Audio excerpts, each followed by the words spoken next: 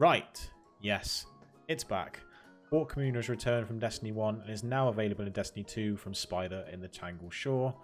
Just so you know, you will need Season 12 to do this quest. It's not just from having Beyond Light, you need to have Season 12. First off, you'll need to go to Spider in the Tangled Shore to collect your quest from his inventory. The first step of the quest is going to be collecting feathers from a golden crow. Now, they're almost riddles in each of the quest steps. If you look at them, it will tell you certain things, and you'd have to figure that out. But for time's sake, we will try and do it here, and you could just follow along on the camera, so we don't have to go in through that sort of thing. So, the location of Feather 1. This feather is actually just outside the entrance of the spider's lair, where you came in. It's on top of a little crate on the left as you exit. So I'll just show it here. The second feather, you will need to travel to the SLUDGE in the European Dead Zone here. Once you've landed down, follow the on-screen direction till you come to a little overlook, and you're going to jump up, and here you'll find your second feather.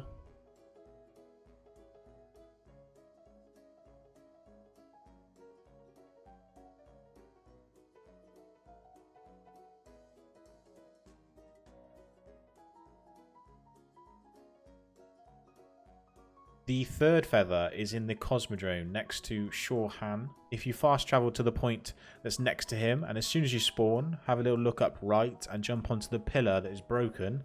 I'll show you on screen, and you will find the third feather laying on top of this. The fourth feather is in the Dreaming City. You'll need to go to the Devlin Mist landing zone and follow the on-screen directions until you come to a big opening.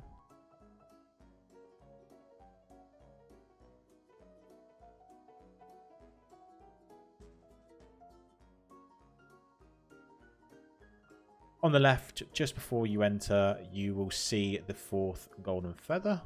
And the last feather is in the Shrine of Oryx on the moon. Now, if you don't know how to get there, I'll leave now running these on-screen directions so you could just follow it through. Or you can skip to the timestamp that I'll place now.